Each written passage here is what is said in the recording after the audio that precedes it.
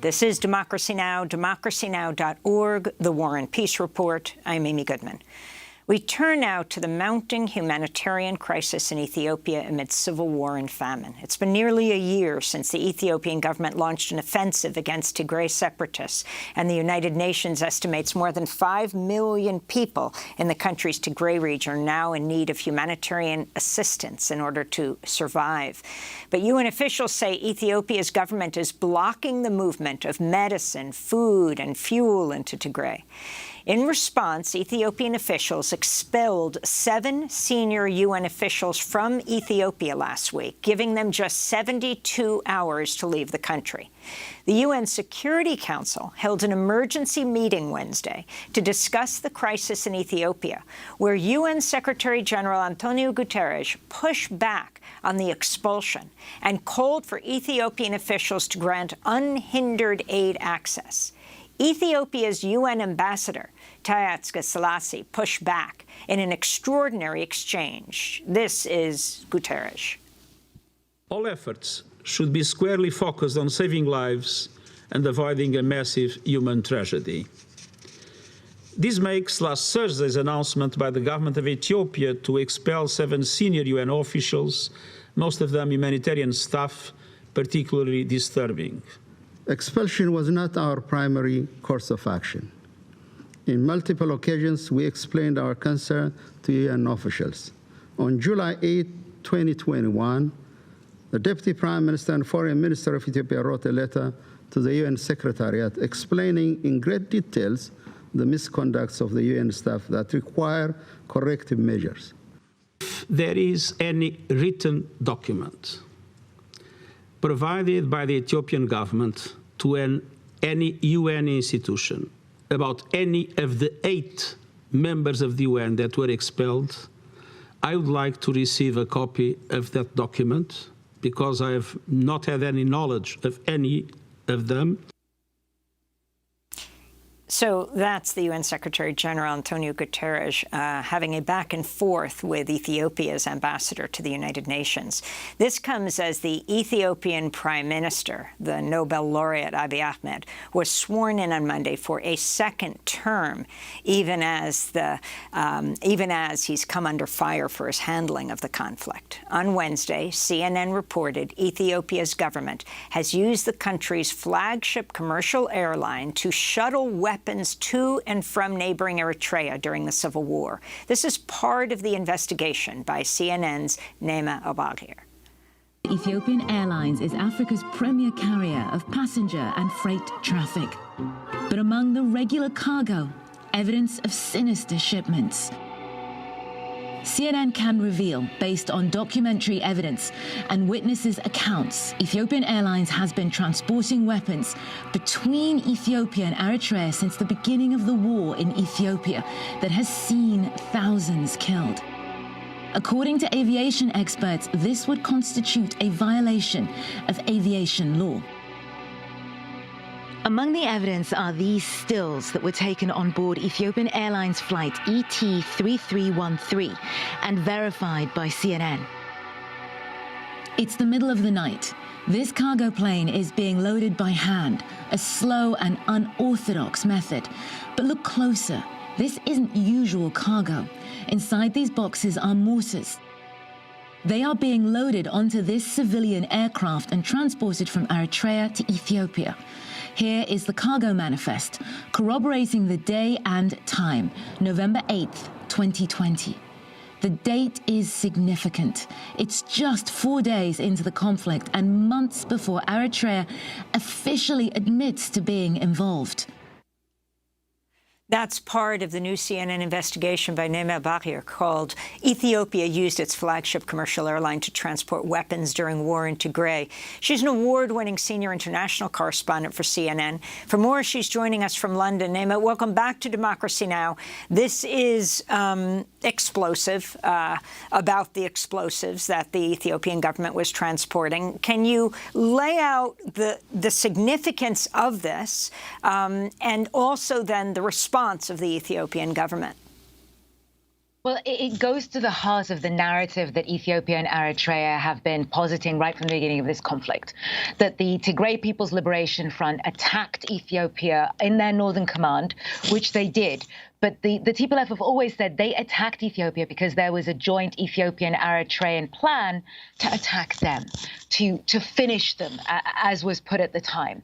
Now, Ethiopia and Eritrea have always denied that. They say November 4th, they were blindsided. They needed to launch this law enforcement operation. November 14th, the TPLF rocketed Asmara, and that was when the two former enemies turned allies came together. What we found, it untangles, it dissolves all of that narrative, because we found right from the first week of November that these flights were going back and forth, gun running between the two allies. So even before the TPLF hit Asmara, they were already planning on attacking Tigray, and Eritrea needed this weaponry to be able to come down from the north into Tigray. This narrative that somehow the Ethiopian government was caught unawares begins to crumble. Then you also have the reality of how Ethiopian Airlines has built itself up into the name that it is today, which is through its relationship, through its decades-long alliance with the U.S. and with American aviation giant Boeing. So it is taxpayer, U.S.-funded, favorable access to U.S. markets worth hundreds of millions of dollars that has built that fleet that is now being used as an apparatus of war and to bring weaponry into a region where, by the U.S. government's own findings, ethnic cleansing is happening as we speak, Amy. And for people who aren't familiar with the conflict, who have heard of the Ethiopian-Eritrean conflict, that being resolved, how Tigray fits into all of this? Tigray was the region from which the senior partners in the coalition that ruled Ethiopia for almost 30 years came from. The TPLF, the Tigray People's Liberation Front, they held the presidency under Meles Zenawi and his successor before the demonstrations that installed Nobel laureate Abiy Ahmed, who himself was a part of the TPLF-led government, led coalition.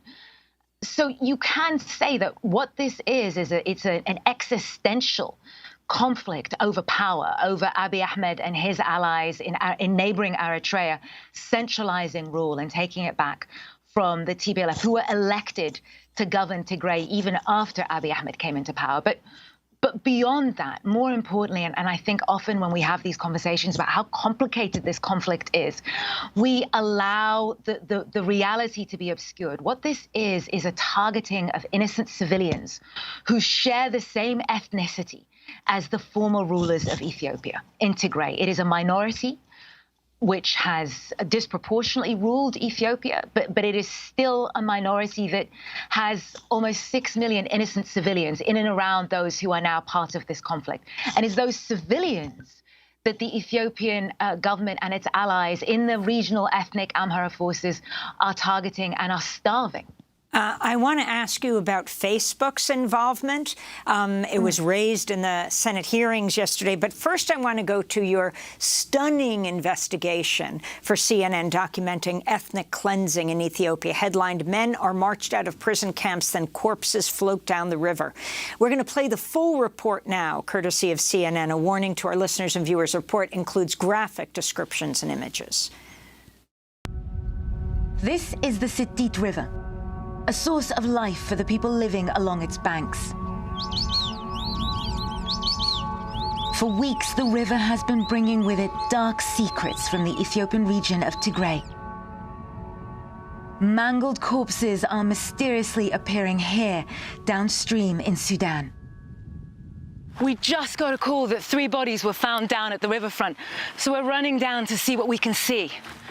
Gary rushes down ahead of us. He's Tigrayan, but has been living here for years. He's a key point of contact for Tigrayans driven to Sudan by the conflict. Fishermen usually spot them first and call Gary. On both sides of the border, Tigrayans keep a grim tally of those believed to have been executed by Ethiopian forces that somehow end up in the river. This is an awful job, but one Tigrayans say is their duty. We reached the first body on this small island. We must warn you, the images you're about to see are very disturbing. From the binds still biting into his skin, it's clear this man suffered a tortured death. This Tigrayan has been helping to recover the dead. He holds up the body, but the image is too gruesome to show you. His eyes, though, betray the horror in front of him. They pulled the body out and the stench was immediate. It clearly had been decomposing along the river for a number of days, and he was tied back with a plastic wire, clearly restrained, and part of the skull was collapsed in. This is a horrible, horrible sight. They move to pick up someone else. Gerri makes notes of the bodies and their markings. He's trying to piece together this mystery for his people. He doesn't trust anyone to do it for them. Among the flotsam, another body. His legs were amputated. Sudanese authorities take photographs as evidence. This is a crime scene, but the potential perpetrators are far from here, in Ethiopia. The second body is put into the same body bag. They have such few resources, but are determined to maintain a certain dignity. They're buried near the river in a shallow grave, in hope that one day they will be exhumed and reburied in their homeland. For now, though, there are only 2 shovels and a pick. Others join in, pushing the earth with their bare hands. Laid to rest on unconsecrated ground, the Christian Tigrayans desperately try to give respect to their dead, marking the grave with a makeshift cross held together with a single face mask. A new dawn rises. Witnesses and local authorities tell us it brings with it 11 new bodies. For months now, we have been investigating atrocities committed by Ethiopian and allied forces in Tigray. It's clear to us this marks a new chapter in the ethnic cleansing of the region. But here in Sudan, there are survivors. Alfen. The living speaking on behalf of the dead.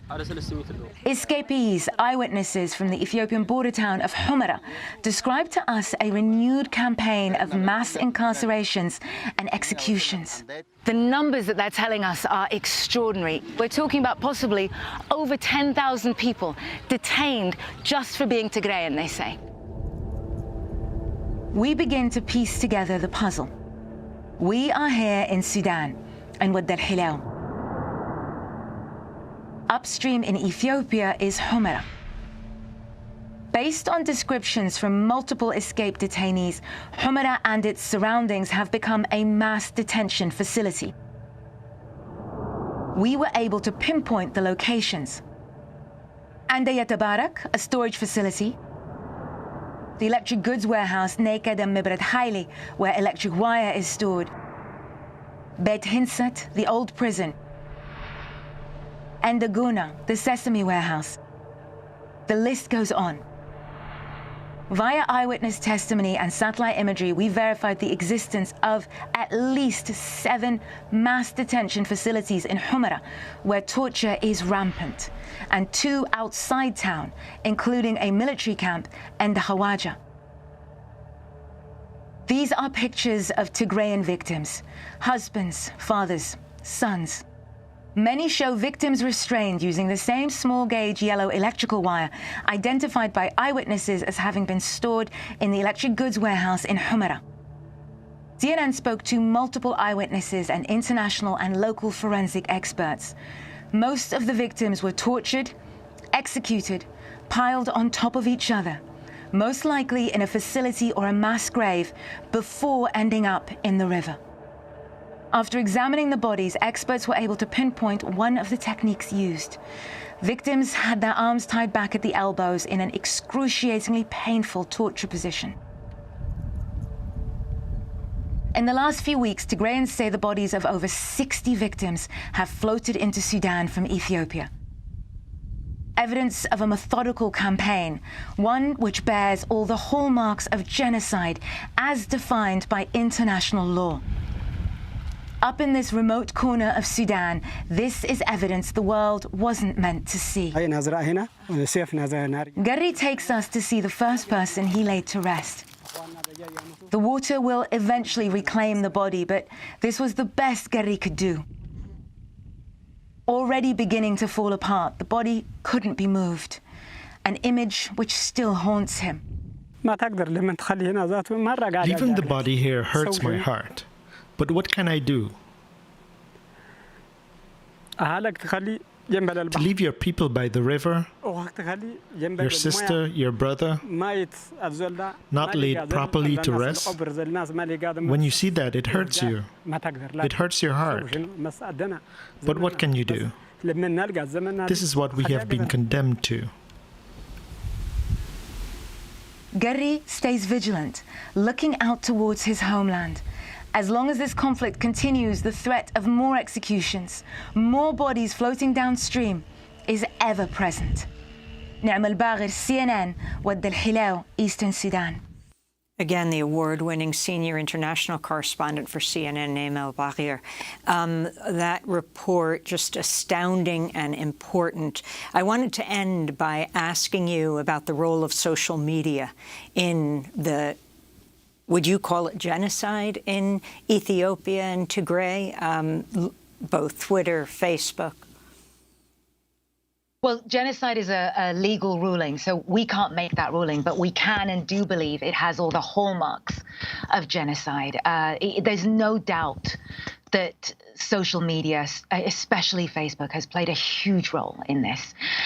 It was incredibly chilling to hear that testimony in front of Congress because it mirrored so much the experience of that I have gone through, that other journalists attempting to report on this have gone through, the way that hate has been weaponized, the incitement to violence out there in the open on Facebook and other platforms has been really difficult for all of us. But thankfully, so many people are persisting in their coverage of this, including you. I really have to thank Democracy Now!, Amy, because you guys, right from the beginning, have been amplifying our work and amplifying the tragedy in Tigray, and it is so important to keep doing that.